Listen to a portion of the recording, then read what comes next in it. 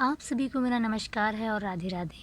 आज हम बात करते हैं बीए प्रथम वर्ष की प्रथम सेमेस्टर की शिक्षा की अवधारणीय संरचना प्रथम प्रश्न पत्र।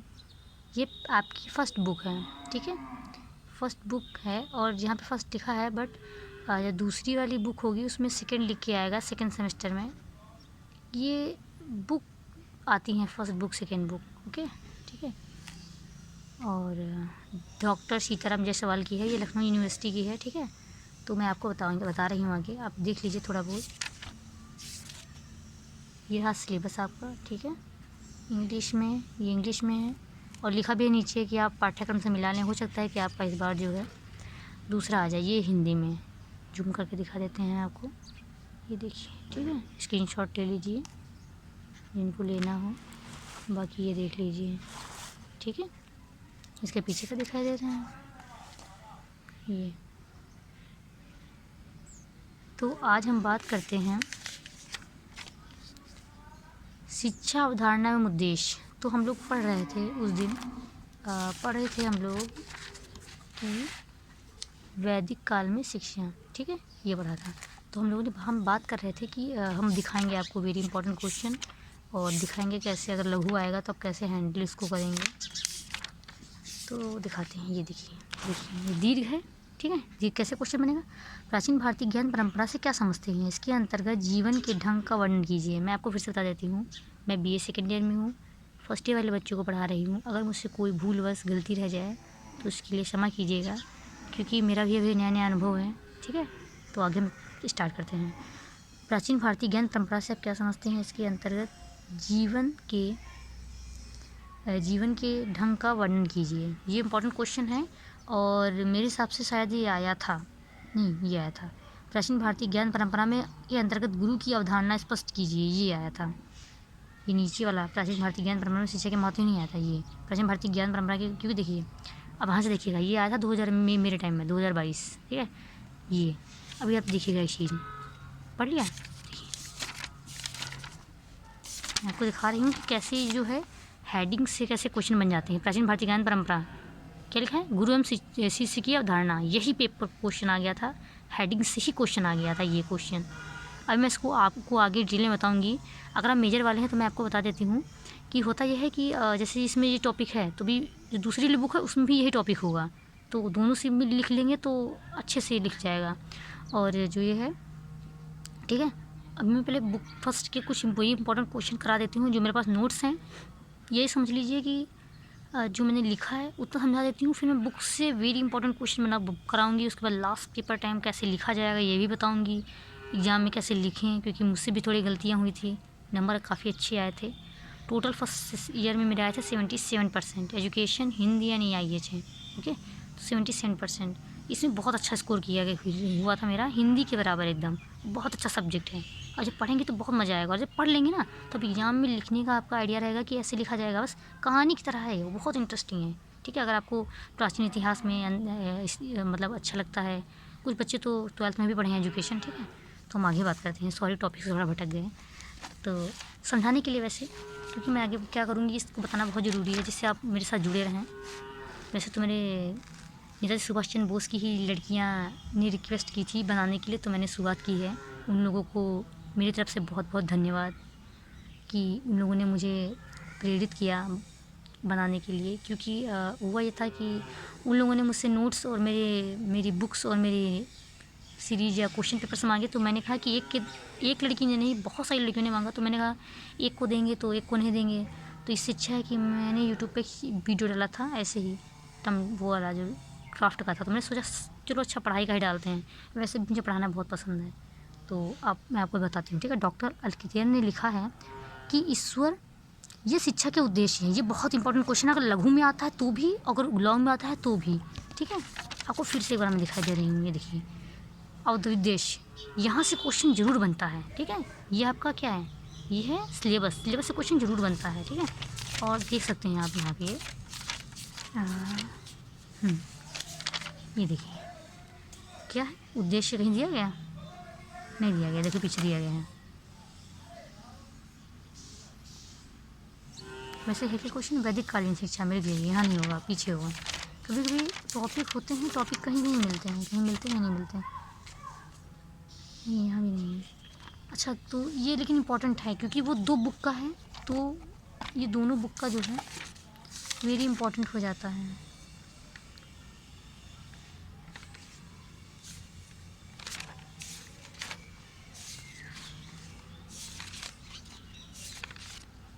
सॉरी, आपको मैं बता देती हूँ, लगता है ये सेकंड बुक का है, थोड़ा सा हम कंफ्यूज हो गए। तो ये सेकंड बुक का है, लेकिन आपको ये बता दिया कि ये इम्पोर्टेंट क्वेश्चन है, ठीक है। वही मुझे लग रहा था कि कुछ, क्योंकि दोनों इसी लगभग एक जैसे हैं, फर्स्ट यूनिट तो लगभग एक जैसी है, तो मुझसे गड़बड़ी हो गई, तो इसके लिए क्षमा कीजिएगा। ये वाली बुक नहीं, दूसरी वाली बुक है, ठीक है। अभी मैं आ रही हूँ, सॉरी। ये सेकंड बुक है, इसको मैं आपको उस दिन पढ़ा रही थी, भारतीय शिक्षा पद्धति का विकास एवं चुनौतियाँ, इसलिए आपको बुक का नाम भी पता होना चाहिए। द्वितीय प्रश्न पत्र, ठीक है। प्रथम प्रश्न पत्र मैं आपको बाद में पढ़ाऊँगी, थोड़ा सा रुक के, क्योंकि ये बहुत इंटरेस्टिंग पॉइंट टॉपिक है। इसमें वैदिक काल, बौद्ध काल और भी हैं, ठीक है। तो मैं खोल के दिखाई दे रही हूँ आपको, कोई बात नहीं, तो पढ़ा दिया, वो अच्छी चीज़ थी। वैदिक काल में शिक्षा की विशेषताएं, ये बहुत इंपॉर्टेंट टॉपिक। आप पहले यूनिट को लिख लीजिए पेज पे, ठीक है। वैदिक काल में शिक्षा, बौद्ध काल में शिक्षा, मध्यकाल में शिक्षा, इसमें से क्वेश्चन बहुत बने हैं। आप इसमें शॉर्ट वीडियो में जाकर देख भी सकते हैं कि जो है इस पे क्वेश्चन, इसमें से 2 क्वेश्चन आए थे, इसमें से 2 क्वेश्चन आए थे। ये यात्रियों का दृष्टिकोण, ये मतलब जो ये हेडिंग है, यही एग्ज़ाम में इसको ही क्वेश्चन बना देते हैं। तो आपको टॉपिक पे नोट्स बनाने हैं, चाहे आप शॉर्ट नोट्स बनाइए, चाहे इस वीडियो से समझिए।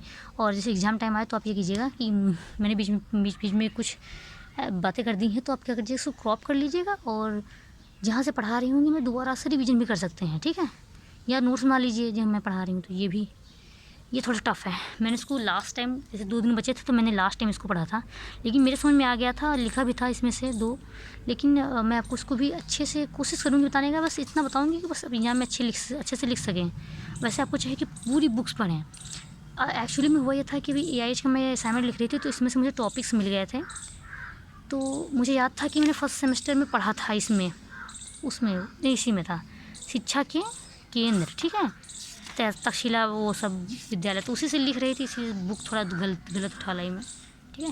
वैदिक काल में शिक्षा वेरी इंपॉर्टेंट क्वेश्चन है, या पूछ लेगा वैदिक काल में शिक्षा और बौद्ध काल शिक्षा में अंतर बताइए, ठीक है। तो देखिए क्वेश्चन कैसे हमको दिखा रहे थे, हम था क्या क्वेश्चन कि ये था कि मैंने सारे नोट्स पर रखे हैं। वैदिक कालीन शिक्षा का उद्देश्य, हमारा ये मुख्य टॉपिक था, ठीक है। और ये दिखा रहे थे आपको हम कि कैसे ये लघु में आ सकता है एग्ज़ाम के टाइम में आपको। सॉरी, मैं फर्जी की बात भी करने लगती हूँ बीच में। ये देखिए, ठीक है, कहाँ गया उद्देश्य, मैंने टिक लगाया था। ये देखिए, वैदिक कालीन शिक्षा के उद्देश्य की विवेचना कीजिए और इस युग की शिक्षा पर सम्यक रूप से प्रकाश डालिए। या तो ये आपको लॉन्ग में पूछ लेगा, या तो कुछ शॉर्ट में। लॉन्ग पूछेगा तो क्या कीजिएगा, शिक्षा और शिक्षा डालेंगे। अभी लिखने का तरीका भी बताएंगे कैसे लिखा जाता है, शिक्षा, फिर शिक्षा की थोड़ी सी परिभाषा, फिर उसमें उस शिक्षा शास्त्री ने क्या कहा, अब इसका भी कोर्स का भी डाल देंगे हम। कोर्स यानी कि विचार, उन्होंने क्या कहा, प्लेटो ने कहा जैसे कि शिक्षा शारीरिक, मानसिक और बौद्धिक विकास की प्रक्रिया है, ठीक है, वैसे ही। फिर उसके बाद नीचे से लिखना शुरू करेंगे, ठीक है। पेज भरना भी ज़रूरी, और हो सके चित्र निकल जाए, चित्र बना दीजिए, बौद्ध मंदिर बना दीजिए, नंबर मिल जाते हैं, मुझे अच्छे नंबर मिले थे, ठीक है। तो ये इंपॉर्टेंट क्वेश्चन है। हम लघु में देखिए, लघु में कैसे है ये क्वेश्चन, क्योंकि मैंने मेहनत की थी, मुझे याद था कि ये क्वेश्चन लघु में है। वैदिक कालीन शिक्षा के 4 मुख्य उद्देश्य लिखिए, ये देखिए, इस तरह से ये क्वेश्चन जरूर आएगा अगर उसमें आएगा तो। इसके बाद कहाँ गया, ठीक है, यही है बस, और इससे ही निकल के भी ये सब आएंगे भी देखना, ठीक है। तो हम स्टार्ट करते हैं, तो आप 10 मिनट काट दीजिएगा अगर मन होगा एग्जाम टाइम, वो यहाँ से पढ़िएगा। वैदिक कालीन शिक्षा का उद्देश्य, डॉक्टर अल्कतिकर, ये बहुत वेरी इंपॉर्टेंट शिक्षा शास्त्री या जो भी हो, क्योंकि इन्होंने प्राचीन भारतीय इतिहास में भी बहुत सारा लिखा है, ठीक है। तो डॉक्टर अल्कतिकर ने लिखा है कि ईश्वर भक्ति और आध्यात्मिकता की प्रबल भावना, चरित्र निर्माण, नागरिक एवं सामाजिक कर्तव्यों का पालन, व्यक्तित्व का विकास, अभी हेडिंग है, राष्ट्रीय संस्कृति का संरक्षण, हमने इसे लिख दिया, ठीक है, हमारा शुरुआत था। तो आप लोग क्या कीजिएगा, आप लोग लिखिएगा वैदिक कालीन शिक्षा का उद्देश्य, एरो बनाइएगा यहाँ पे, इन लोगों को ऐसे गोले में करके या फिर ऐसे लाइन खींच के ऐसे ऐसे करके लिख दीजिएगा, ठीक है। तो वैसे में इंटरेस्टिंग लगा, जैसे मैंने ये बनाया है, देखिए, जैसे ये देखिए, जैसे बनाया ये, ऐसे करके लिख दीजिएगा शुरुआत में। टीचर को बड़ी खुशी होगी कि अरे वाह इतना अच्छा लिखा है, तो आगे पढ़े ही ना, ऐसे नंबर दे दें, होता है, ठीक है। तो ये मेरे मैम ने भी बताया था अभी जल्दी। तो ईश्वर भक्ति और धार्मिक भावना का विकास, ये आज हम समझाएंगे। वैदिक युग में धर्म का विशेष महत्व था। वैसे भी उस समय में क्या था, धर्म विशेष महत्व था। हम लोग अब थोड़ा सा क्या होता है, कभी पूजा नहीं भी किए तो कॉलेज चले गए, पर उस समय होता था कि विशेष रूप से धर्म को बहुत महत्व दिया जाता था। धार्यति इति धर्मा, धर्म की परिभाषा होती है धार्यति इति धर्मा, जो धारण किया जाए भाई धर्म है। मुस्लिम, हिंदू, सिख, ईसाई, जो धारण किया जाए। लोग क्या होता है कभी बहुत से क्या होता है हिंदू धर्म में आ जाते हैं, हिंदू वाले कहीं और चले जाते हैं, तो ये होता है धर्म परिवर्तन। धार्यति धर्मा, जो धारण किया जाए वही धर्म है। तो वैदिक युग में धर्म का विशेष महत्व था। शिक्षा का मुख्य उद्देश्य बालक में ईश्वर भक्ति, वही जो भी ऊपर बोला, और धार्मिकता की भावना का विकास करना था। इसके लिए बालक को विभिन्न प्रकार के नियमों का पालन करना पड़ता था। पहले टाइम में क्या होता था, यज्ञ होते थे, हवन होते थे। अपने सुना भी है जन्मेजय का नाग यज्ञ, तो क्या उसमें होता था यज्ञ, हवन, ये सब जो कार्य होते थे ये वायुमंडल के लिए होते थे। और उससे क्या फ़ायदा होता था, धर्म भी होता था उन लोगों का। जैसे कि क्या होता था कभी कभी कुछ, जैसे कि राजाओं का धर्म होता था कि गरीबों को दान करें, वैसे ही उनका शूद्र, वैश्य का शायद धर्म होता था गायों को चराना। तो ये कार्य बटे थे, कार्य के अनुसार जातियाँ बटी थी। ये तो वैसे प्राचीन इतिहास का है। तो इतना लिख लीजिएगा, ईश्वर भक्ति धार्मिकता का विकास करना वैदिक कालीन शिक्षा का मुख्य उद्देश्य था। वैदिक कालीन शिक्षा, वैदिक से पता क्या याद आता है, वैदिक से आपको यज्ञ याद आएगा। जहाँ यज्ञ याद आएगा तो जान जाएंगे ईश्वर भक्ति और धार्मिक भावना। नहीं आता है तो कहते हैं ना धर्म, वहाँ धर्म को बहुत महत्व दिया जाता था। यही सब लिख दीजिएगा। अब आते हैं चरित्र निर्माण। कमेंट करके जरूर बताइएगा, कुछ गड़बड़ी हो तो सुधार करेंगे हम, ठीक है। तो और लाइक्स कर दीजिएगा अगर अच्छा लगे तो, क्योंकि मेहनत हम भी कर रहे हैं, अपना टाइम निकाल के हमको भी पढ़ना रहता है, आपके लिए वीडियो बना रहे हैं। तो कोशिश कीजिएगा कि आप कमेंट तो कम से कम करें, लाइक ना ही करें, कमेंट करें, पता चले ना कि अच्छा था ख़राब था, ठीक है। तो वैदिक कालीन शिक्षा का दूसरा प्रमुख उद्देश्य छात्रों का चरित्र निर्माण। आजकल के टाइम में नहीं होता, लेकिन पुराने टाइम में ऐसा होता था कि अच्छी बातें सिखाई जाती थी। दुर्योधन को भी सिखाई गई, वो युधिष्ठिर को भी सिखाई गई। किसने सीखा किसने नहीं सीखा ये उसकी जिम्मेदारी है। युधिष्ठिर ने सीखा, दुर्योधन ने नहीं सीखा अच्छी बातें, और सीखी भी तो बाद में। ये होता है कि शिक्षा निरंतर चलने वाली प्रक्रिया है। मैंने इस पर शॉर्ट बनाया है, निरंतर चलने वाली प्रक्रिया है, इसीलिए उसको निरंतर अभ्यास करना चाहिए, अपने गुरुजनों के समीप रहना चाहिए, उनसे जो है पूछना चाहिए ये सही है कि ये गलत है। तभी जब राजाओं की मंडली बैठती थी तो उसमें क्या होता था कि एक वो होता था नहीं बताने वाला, तेनालीरामन या किसी में देखो तो होता है नहीं, बताते हैं बीच में उठ के कि गुरुजन आप बताइए अब क्या करें। तो वैसे ही वो नहीं करता, लेता था एडवाइस। वो एडवाइस किससे लेता था, दुर्योधन लेता था अपने मामा जी से। तो यही बात है कि वैदिक काल में शिक्षा का मुख्य उद्देश्य छात्रों का चरित्र निर्माण था। चरित्र निर्माण तो कर देते थे, लेकिन बाद में क्या होता था, ये भी जरूरी होता था, चरित्र निर्माण जिंदगी भर चलना चाहिए। गुरुकुल के शांत वातावरण में महापुरुषों के उद्देश्यों द्वारा छात्रों के चरित्र का निर्माण किया जाता था। आजकल कोई महापुरुषों के उद्देश्य उदाहरण बहुत ही कम देखने को मिलते हैं, लेकिन कोशिश करते हैं। जैसे कि राधा कृष्ण का हम एग्जाम्पल ले लें, वो शिक्षक थे, शिक्षक से क्या बने, शिक्षक से लेखक से विश्व पटल पे छाए अपने फ़िलॉसफी के द्वारा। उसके बाद में फ़िलॉसफी आप सेकेंड थर्ड सेमेस्टर में पढ़ेंगे, ठीक है उसका। इसके बाद में उन्होंने क्या किया, इसके बाद में जो है वो एक उपराष्ट्र कुलपति बने विश्वविद्यालयों के। उसके बाद में वो उपराष्ट्रपति, फिर राष्ट्रपति। तो आप अंदाज़ा लगा सकते हैं शिक्षक कहाँ तक पहुँच सकता है, ठीक है। तो चरित्र का निर्माण सिर्फ चरित्र से, ठीक है, चरित्र में मुख्य उद्देश्य बने चरित्र, कैसे महापुरुषों के उदाहरणों द्वारा छात्रों का चरित्र निर्माण किया जाता है। मैं आपको समझा रही हूँ, स्क्रीनशॉट तो आप ले सकते हैं, छाप भी सकते हैं, लेकिन एग्ज़ाम में आपको समझ में आए तो आप अच्छे से इसको लिख सकते हैं, बिना एक बार का वीडियो देखने आप ऐसे ही लिखाएँ जाके, सिर्फ ये हेडिंग नोट करके, ठीक है। आप चाहिए शॉर्ट नोट्स, आप एक कॉपी बनाइए, कुछ ना कीजिए, वीडियो देखिए पूरी, उसके बाद में आप स्क्रीनशॉट ले लीजिए, उसके बाद में शॉर्ट नोट्स में बस चरित्र निर्माण या फिर आपके जो समझ में आ रहा है उसको नोट करते जाइए, सुनते जाइए, नोट करते जाइए। मैं टीचर क्लास में ये करती हूँ, जब मैम पढ़ाती हैं, मैम बोलती हैं कि किताब मत देखो, वो बोलती हैं, मुझे जो एग्ज़ाम्पल अच्छा लगता है मैं उसको तुरंत नोट कर लेती हूँ। इससे क्या होता है वही एग्ज़ाम में उठा के लिख देती हूँ। मैं आपको बता दूँ कि सेकेंड सेमेस्टर MCQ में मेरे 90 नंबर आए थे एजुकेशन में। मैंने पूरी बुक पढ़ डाली थी, शॉर्ट नोट्स बना डाले थे और वही आए थे। सीरीज वगैरह कुछ से कहीं से नहीं पढ़ा था और कहीं से आए भी नहीं थे, सब बुक का ही था। थोड़ा सा 10 क्वेश्चन 5 क्वेश्चन अलग से थे, वो बहुत टफ थे, वैसे भी वो टॉपरों के लिए थे। तो वातावरण में किया जाता था, वैदिक युग में अनुशासन पर विशेष बल दिया जाता था। यानी कि क्या होता था, जैसे कि उन्होंने कहा कि अगर लकड़ी लाना है तो लकड़ी लाता था बच्चा वहाँ से। आजकल क्या है, टीचर ने क्या दिया, नहीं काम लिख के लाना है तो कोई फ़र्क नहीं पड़ता है, नहीं लिख के ले जाएंगे, अनुशासनहीनता, ठीक है। और शिक्षा शास्त्र वाले टीचरों को बहुत पसंद होता है अनुशासन, जहाँ तक हम जानते हैं। व्यक्तित्व का विकास, प्राचीन शिक्षा, तो ये हेडिंग लिख लीजिएगा एक जगह, इससे आपको कहानी याद पहले से ही रहेगी। प्राचीन शिक्षा का एक अन्य उद्देश्य व्यक्तित्व का विकास करना था। अच्छा, आप लोग इसमें कमेंट में ये भी बताइएगा कि मैं टीचर बनने लायक हूँ कि नहीं, ठीक है। वैसे मैं हिंदी की बनना चाहती हूँ, लेकिन आप कमेंट करके बता सकते हैं। प्राचीन शिक्षा का एक मुख्य उद्देश्य व्यक्तित्व का विकास करना था, जिसमें छात्रों के अंदर आत्मसम्मान, न्याय, आत्मविश्वास आदि गुणों का विकास किया जाता था। कहीं भी लिखा पढ़ लेंगे, स्क्रीनशॉट ले लेंगे, गूगल से पढ़ लेंगे, यूट्यूब से पढ़ लेंगे या किसी और से भी पढ़ लेंगे, लेकिन समझ में आना चाहिए, ये बहुत ज़रूरी है। आपको मुझसे समझ में आ रहा है, मुझसे देखिए, किसी और समझ में आ रहा है, किसी और से देखिए, पर समझना महत्वपूर्ण है। समझ लेते हैं तो आप एग्ज़ाम में ऐसे लिखाएंगे जाके, ठीक है। तो क्या आत्मसम्मान, न्याय और आत्मविश्वास। आत्मसम्मान, जैसे कि दुर्योधन को लगा कि उसका अपमान हो रहा है, तो वैसे उसकी बात नहीं। छात्रों के अंदर आत्मसम्मान यानी खुद पर आत्मनिर्भरता रहे। न्याय यानी वो न्याय कर सकें, जैसे कि कौन से राजा न्याय के लिए प्रसिद्ध हैं। मुझे लगता है दानवीर कर्ण, नहीं दानवीर कर्ण तो न्याय के लिए नहीं थे, शायद विक्रमादित्य। फिलहाल इसको मैं बाद में बताऊँगी, ठीक है। अगले दूसरे टॉपिक पे नोट्स बनाऊँगी तो बताऊँगी न्याय के लिए कौन प्रसिद्ध था। आत्मविश्वास होना चाहिए कि मैं उस राज्य पे विजय प्राप्त करूँगा। आदि गुणों का विकास किया। व्यक्तित्व चरित्र अलग अलग है, बात ध्यान दीजिएगा। चरित्र पहले से ही बनाया जाता था, यानी कि शिक्षक ही बनाता था, महापुरुषों का उदाहरण देकर।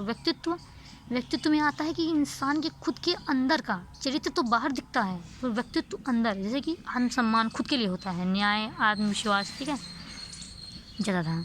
सामाजिक कुशलता का विकास, मैंने ये बुक से नोट्स बनाए हैं, इसलिए बुक से नहीं दिखा रहे हैं आपको। जो नोट्स बने हैं उसको दिखा रहे हैं, जो नोट्स नहीं बने होंगे मैं बुक से पढ़ाऊँगी। वैदिककालीन शिक्षा का एक उद्देश्य सामाजिक कुशलता का विकास करना था। अब जैसे आपसे पूछा जाएगा क्या, 4 पूछे जाएंगे, ठीक है। पूछा क्या, ये तो गया है 4।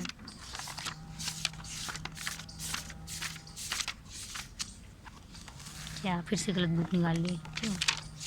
आपसे पूछे गए हैं 4 उसके उद्देश्य बताइए, ठीक है। तो आपको जो अच्छा लगे, जो आपको याद हो, उसको कितने शब्दों में लिखेंगे तो ये बता दूंगी मैं, क्योंकि पता होना चाहिए कितने शब्दों में या कितना लिखना है। ज़्यादा 5-6 से 10 लाइन, ज़्यादा नहीं, ज़्यादा लिखेंगे टाइम वेस्ट हो जाएगा और टाइम भी नहीं मिलेगा। और क्या मतलब है कि एक क्वेश्चन में अपना टाइम बर्बाद कर दे, बाद में पता लगे लास्ट में कि आपने तो एक ही क्वेश्चन किया, 2 ही क्वेश्चन किए, टाइम पूरा चला गया। लॉन्ग होगा तो आप 3 पेज या 4 पेज, जैसी आपकी राइटिंग की स्पीड होगी। कुछ लोग 30 पेज भरते हैं, मैंने तो 3 से 4 से भरते ही नहीं थे मेरे।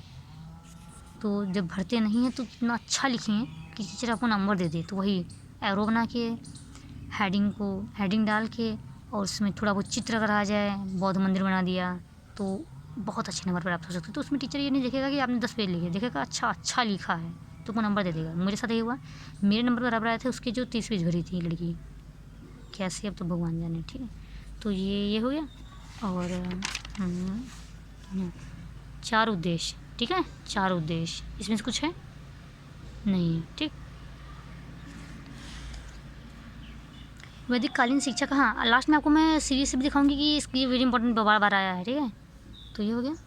तो सामाजिक कुशलता का विकास करना था। शिक्षा द्वारा विद्यार्थियों में समाज के प्रति अपने कर्तव्यों का पालन करने की भावना का विकास किया जाता है। जैसे बताया ना मैंने कि राजा क्या करता था, जैसे राजा को समाज में कहा गया कि अब जो राजा बन गया तो क्या करेगा, राजा बन गया तो समाज कल्याण की बात सोचेगा। पहले क्या किया, पहले वह ईश्वर की भक्ति सीखेगा विद्यालय में रह के, फिर क्या सीखेगा, चरित्र निर्माण महापुरुषों द्वारा, फिर अपना खुद का व्यक्तित्व निर्माण करेगा, राजा बन गया। उसके बाद क्या करेगा, सामाजिक कुशलता का विकास। सामाजिक कुशलता यानी कि समाज में अब दान करेगा, जो गुरुजन थे उनको वो देगा, ठीक है। तो ये वैसे ही हम लोगों के लिए सामाजिक कुशलता, यानी हम लोग समाज कार्य करेंगे, साफ सफाई स्वच्छता, और उसके अलावा क्या करेंगे, गरीब बच्चों को पढ़ने के लिए बुक्स देना, वैसे सामाजिक कुशलता। ये कहाँ से आती है, कॉलेज से हम लोग को सिखाया जा रहा है। अभी भी देखो बहुत सारे कॉलेज में सिखाया जा रहा है, प्रतियोगिताएँ इसी पर होती हैं, NSS राष्ट्रीय सेवा, ठीक है, वो भी मेरे पास है, इसका वीडियो बना के डालूंगी NSS क्या है। संस्कृति का संरक्षण और प्रसार। वैदिक युग में शिक्षा का उद्देश्य साहित्य और संस्कृति की परंपराओं का संरक्षण और विकास था। मैं वैसे इसको आप अपने शब्दों में लिख सकते हैं, मैंने यहाँ पे छोटा सा लिख दिया था कि यही का मत है कि संस्कृति का विकास कैसे होता था कि वो यज्ञ हवन करवाते थे, तो संस्कृति थी, पहनावा, वहाँ के जो उद्योग थे, धंधे थे उस समय के, उसको बढ़ावा देते थे। एक राज्य से दूसरे राज्य में व्यापार होता था, तो वो संस्कृति का आदान प्रदान ही होता था ना। तो विदेश से भी लोग आते थे, तो वो भी लेके अपना आते थे। जैसे नेपाल से आया कोई वस्त्र, तो वो लोग भी वहाँ वस्त्र भिजवाते थे। या बगल के राज्य जो हम लोग उत्तर प्रदेश या मध्य प्रदेश सोचते हैं, वो पहले गणराज्य में विभाजित थे, तो ये प्राचीन इतिहास का है। तो वो थोड़ा शाम हो गई है। जो फिर छठा पॉइंट आ जाता है, जैसे लॉन्ग में आया तो अभी पूरा लिखिएगा, यहाँ पे लिख भी दीजिएगा हमने ये जाना, ये समझा कि वैदिककालीन शिक्षा में चित्र निर्माण बहुत महत्वपूर्ण होता था। ये तब आएगा, ये इतना तब लिखिएगा जब लॉन्ग आएगा। और जो मैंने उदाहरण बताए हैं उनको भी लिख दीजिएगा, ऐड कर दीजिएगा। और वो शॉर्ट में आएगा तो आप कोई भी 4 उठा के, 1 2 3 4, पहले आप सारी हेडिंग, पहले छठी 6 की 6, 10 की 10 हेडिंग डाल दीजिए। वो देख के उसका एक नंबर, पूरा नंबर देने का मन हो जाएगा। फिर आप क्या कीजिए कि आप सोचेंगे हेडिंग डालेंगे तो टाइम जाएगा, इस दीदी ने तो कहा है 6 से 10 पेज लिखना है, तो करिए ये कि आप इसी चीज़ को हेडिंग में लिख दीजिएगा कि ईश्वर भक्ति और धार्मिक भावना का विकास करना था। फिर उसके अंदर 2-3 लाइनें लिख देना, मतलब ये हेडिंग मत डालिएगा। तब ये लॉन्ग के लिए हेडिंग है, तब ये एरो बना के आप बना दीजिएगा। एरो बनाने के बाद में इसको जो है पॉइंट वाइज लिख दीजिएगा। पॉइंट नंबर 1, ईश्वर भक्ति और धार्मिक भावना का विकास। इसमें ईश्वर भक्ति और धार्मिक भावना का विकास होता था, इससे वो नियमों का पालन करना सीखते थे, ईश्वर की भक्ति सीखते थे। चरित्र निर्माण में वो जो है वो अपने महापुरुषों का उदाहरण लेकर अपने चरित्र का निर्माण करते थे, जैसे कि युधिष्ठिर ने किया, ठीक है। ये अनुशासन पर विशेष बल दिया जाता था। उसके बाद में व्यक्तित्व निर्माण में जो है वो अपना आत्मसम्मान, आत्मविश्वास और न्याय आदि गुणों का विकास करते थे, इससे उनका व्यक्तित्व निर्माण होता था। सामाजिक कार्य में जो योगदान देते थे। फिर चौथा पॉइंट, सामाजिक कुशलता में वैदिककालीन शिक्षा से जो है सामाजिक कुशलता का विकास होता था। विद्यार्थी अपने कर्तव्यों का पालन करना जानते थे कि समाज के प्रति हमारा क्या दायित्व है। बस यही पॉइंट में हेडिंग में डालिएगा। लॉन्ग में तो हेडिंग डाल दीजिएगा, छोटी सी बना दीजिएगा, 10 हेडिंग, 10 पॉइंट, ठीक है। अभी हम उसको लिख के कल बता देंगे आपको, ठीक। के का मत, जहाँ प्राचीन धर्म साहित्य की विशालता, ये इसलिए लिखा है कि आप समझिए, बात को समझिए। जब हम प्राचीन धर्म साहित्य की विशालता और स्थूलता पर विचार करते हैं, विशालता यानी लॉन्गर, स्थूलता यानी कि शॉर्टर, ठीक है, पर विचार करते हैं तो उसके शताब्दियों तक संरक्षित रहने पर आश्चर्य होता है। यानी कह रहे हैं कि अगर हम उसकी विशालता यानी कि बहुत बड़ी चीज़ या स्थूलता यानी सूक्ष्म चीज़, सबसे छोटी चीज़ पर विचार करें प्राचीन धर्म के बारे में, तो उसके शताब्दियों तक संरक्षित रहने पर आश्चर्य होता है। यानी कि अभी भी देखिए नालंदा विश्वविद्यालय है, अभी भी देखिए तक्षशिला विश्वविद्यालय है, मतलब बहुत आश्चर्य होता है कि अभी तक वो है, अभी तक धरतियों में वो जो है हमें खुद के, ठीक है, तो धरतियों में खुद कर जो है मतलब निकले हैं बौद्ध की मूर्तियाँ, तो उससे पता चलता है कि हमारे अजीब बात है कि अभी तक जो है अपने जो संस्कृति है संरक्षित थी, ठीक है।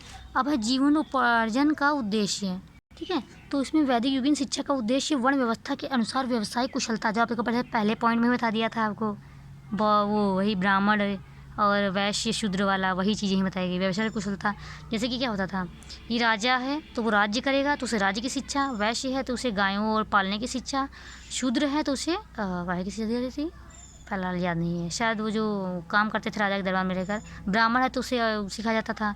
लेकिन कभी कभी ऐसा भी होता था कि हाँ, वर्ण के अनुसार नहीं, जाति के अनुसार नहीं, वर्ण के अनुसार बटे हुए थे। जैसे कार्य, जैसे कि किसी का कार्य अगर वैश्य शूद्र, जैसे कभी कभी होता था कि माता उसकी सिलाई करती थी, पिता उसके शिक्षक थे ब्राह्मण के रूप में, तो वो जो है सैनिक बन गया तो वो क्षत्रिय हो गया, ठीक है। तो ऐसे भी होता था।